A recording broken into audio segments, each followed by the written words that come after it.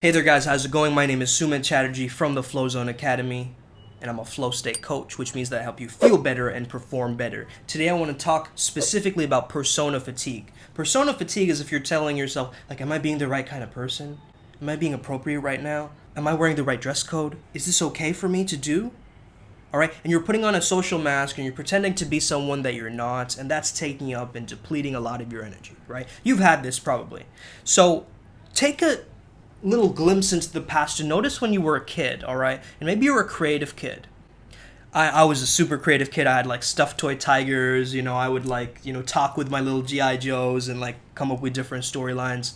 I didn't need to validate myself from the external world, but then I noticed as I grew older, I started to get this self-consciousness, and then I was more like, ooh, I wonder what people will think of me. And I always tried to fit into certain groups or circles, but I knew I was kind of different. As I grew older, I started to embrace that. So you want to learn to pick yourself. If you were never picked on any sports team growing up, you want to learn as an adult to pick yourself first and foremost, love yourself first and foremost, because nobody else is going to do that for you. All right, we can't depend on others for our own happiness. First and foremost, I just want to say, a lot of people are being boring because that's the side that they're willing to show other people. Right? I believe everybody's interesting, but they're not willing to rediscover themselves or really share what is truly within them. So I want you to look at this new model of the world of expressing yourself, not impressing others. Okay? Expressing yourself, not impressing others. And I know this is difficult to do. If you're a people pleaser, I understand. There's a lot of it that comes from, the parenting style and things like that. Maybe you were taught to impress others and make sure everybody likes you, or whether that's kind of an improbable criteria. Not everybody's gonna like you, right? Hard, cold truth of the world, not everybody's going to like you, okay? If you still live in this illusion or this mirage that that's the case, you're going to feel very, very triggered by certain incidences, right? So it's so liberating and stress-free when you can actually be your authentic self and not be yourself, because be yourself is a process, right? It's not just, oh yeah, you be yourself and then you're stuck there in that identity.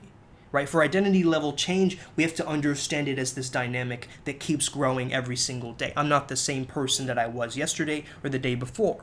Why would I? Or I'm constantly refining parts of myself, elements of myself, and expressing myself authentically and getting to the point where I understand and discover what my destiny is through expressing my authentic self. Because if I'm portraying a fake version of me, I'm going to attract those kinds of people too. We're a mirror in this world, right? So if you're authentic yourself, you're going to give other people around you to take off their mask, because you are going, yep, I'm going to take off my social mask now.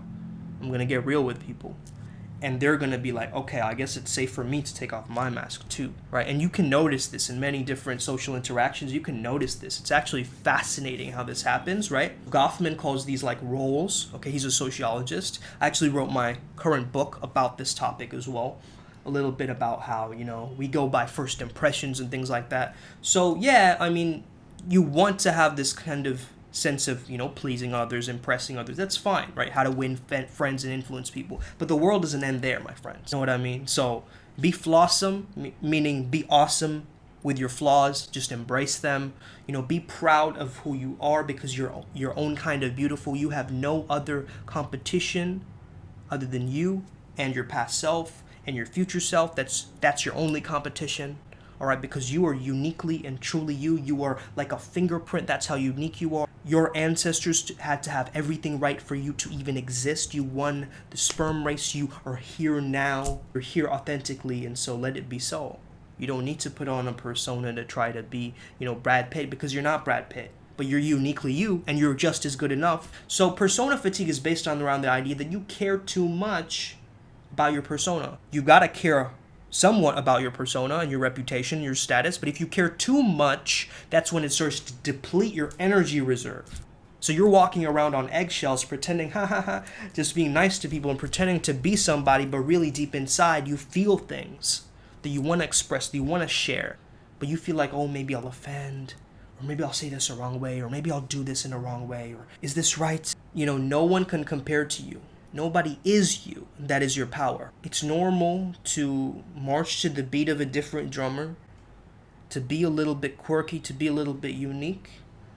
But you still got to be relevant, right? Just because you're unique doesn't mean you've got to like let your freak flag fly and like, start throwing mud balls into like inside of a cafeteria, right? That's just psychosis. That's not unique, okay? That's just bizarre. Unique, I mean like you have a certain blueprint, you have a dharma here in this world, you have a path that is unique to you, and you're in your own niche, you're in your own league of extraordinary people, meaning your persona archetypes, right? You have different parts of you that make a whole, and all those parts are just as unique. So once you integrate, you've got to recognize how unique that really is. That you have a bad boy side of you and you have a nice guy side of you. Everybody does. I have an alpha male inside of me and a beta male inside of me and a omega male inside of me and a sigma male inside of me and a whatever male inside of me, right? Pause. So basically, even as a woman, you understand, I have this priestess version inside of me. I have the, promiscuous side of me. I have the mother inside of me. I have the part of me that is the kind of wild party girl inside of me, but then I also have the ambitious entrepreneurial woman inside of me, right? You have all these parts inside you. That's what, as you integrate, you've got to recognize how unique that really is. The fact that you're all of these characters, the fact that you're a shapeshifter is powerful. But if you're letting that drain your energy, you're pretending to be somebody at work that you're not really with your friends, or you're pretending to be with your friends how you're not with your family, or you're pretending to be with your family like you're not with your friends. And this kind of discrepancy, if you have 5 different social media accounts for different things, guys, you've got to merge it all. You gotta merge it all. Once you fully embrace the fact that this is me, this is authentically me, I embrace this, this is who I am, no matter the consequences, I am here to be myself fully. I am me, fully me, and nobody else, and I love that. Once you can get there, you let your guard down, you take off the filter, you take away the additives and preservatives of the personality, and you have this organic, natural vibe, where you're just like, I'm here to show up. I'm here to be me. I'm here to add value. It's that simple. It's like these plain truths hidden in plain sight, right? When somebody says be yourself, that's not helpful advice, right? What if yourself is like a guy, playing World of Warcraft and like never leaving their home and like has Cheeto dusted fingers and just like is letting his life rot away, and he's not adding any value and legacy to this world. And I don't mean to shame you. I mean, if you're one of those guys, like, hey, that's, you might have other issues going on that's preventing you. You might have mental blocks, right? Different things, different patterns from the past that might have blocked you, right? I want to help you out if that is your case, but also understand that you are keeping yourself there based on that narrative. You are believing in the storyline, like, yeah, I'm just the gamer. I've always been that. I don't know anything else. I'm not going to go outside of my bubble. All right. Once we get more trapped into this comfort bubble, we start to just permeate in our own beingness, right? In the space that we've created, in the circumstance which we've created in our own life. And we tend to avoid responsibility, and we start blaming others for the stuff that we've created in ourselves. Not in a sense to be ashamed of it, right? Because shame is just a way for you to change your social direction, to get you to engage more with the world, to go out there, to show up, to have a sense of, unique blueprint, and to not walk around on eggshells, right? Don't ever feel like, oh man, I'm going to say this and this person will get offended. And so I knew, this is one of the most justifications and rationalizations that I have had, right? I know how they're going to react to this, so I'm going to avoid telling them. That's one of the biggest rationalizations and justifications you can make. I already predetermined their response to my actions, and so I'm not going to tell them. I've had this so many times, guys. If you've had this similar feeling, leave something in the comments, because this is so important that we all tend to understand to be interested, not interesting. We live in a culture where we all have to be interesting. I have to show you how cool I am. Look at this car I drive. Look at this thing I have. Instead of just being cool, being cool, right? Just being cool. Not doing cool things, just being cool. We forget about that. We forget about the identity level change. It's not acting as if, it's acting as is. Okay, so your higher self is you. It's a process of you. It's a dynamic. This persona that you've created and facilitated and curated so well on social media, showing exactly the the right parts, the cool parts. I feel like if people just, just a little bit, show that pratfall effect, show that their imperfection is attractive, show that, last month I didn't meet all my goals. Just because I'm a peak performance coach doesn't mean I don't have nights where I don't sleep. Like, I admit to that, okay? Because the fact is, a lot of these coaches, they're out here like, hey, look at me, I'm a coach. I can solve all your problems. I help, 6-figure clients. That's what I help you do. If you want to run your own business and have a large clientele, I'll help you do that. It's fake, bro. It's fake.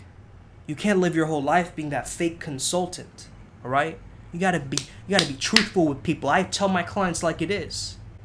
It's harsh at times, but it's that tough love, right? It's like that. It's what I would have told myself to really help them shatter their ego mind and just get to it. Start the momentum and start the process. Whenever you're feeling this persona fatigue, all right, I'm going to give you an alternative. Focus on the activity that you're doing itself. Focus on the wider goal or the lens of your bigger journey. Focus on the other person that you're talking to. Focus on them. Taking away from the self-consciousness to that other consciousness. Right? Focus on the story that you're telling. Focus on the scene that is being created or the environment around you. Focus to be in a state of expressing yourself, not impressing others. Just effortlessly be. That's all I can tell you. It's just effortlessly be, but also learn from the mannerisms, learn the delivery, learn the techniques, learn all of that. But then there's gotta be a time where you just become organically you. Take away, it's like clean eating. It's clean being. All right? It's like clean eating, but it's clean being. Meaning there's no additives, preservatives, processed stuff to this. You're not adding filters, Photoshop to your image. You are just embracing it. You're like, this is me. And it's like the idea of if we have a pimple, we zoom in on that pimple and we're like, oh man, this is so terrifying. But somebody else, they don't care. It means to us more that it's our pimple, right? The ego wants us to just zoom in on that thing and it just makes it like the self-consciousness of what are people going to think of me. And someone else who's going to judge us, it's more about them than to do with you, right? So maybe they worry about their own pimples and their own self-image. And so when they see that pimple on you, they're going to point it out to you. And then there's the other kind of person who they see a ketchup stain and they don't even tell you because they're too passive or they're terrified that they might offend you because they're people pleasers, right? But if you can break this mirage of I don't have to have everybody like me, I can be my own flavor of ice cream and that's okay. That's going to change and shift everything for this persona fatigue thing, because then you can actually maintain and regain that energy back and put it into the tasks where you can actually get much more of a result and a byproduct from you actually doing that, rather than you maintaining this false image of who you are at work and, having a separate social media account for somebody else and all this kind of stuff. Again, merge it all. Be one. Integrate. Individuate. Come into your beingness. That's what this video is about. I hope you enjoyed it. Hit that subscribe button if you haven't already. Welcome to the Flow Zone. Have an amazing day. May the flow be with you and stay legendary.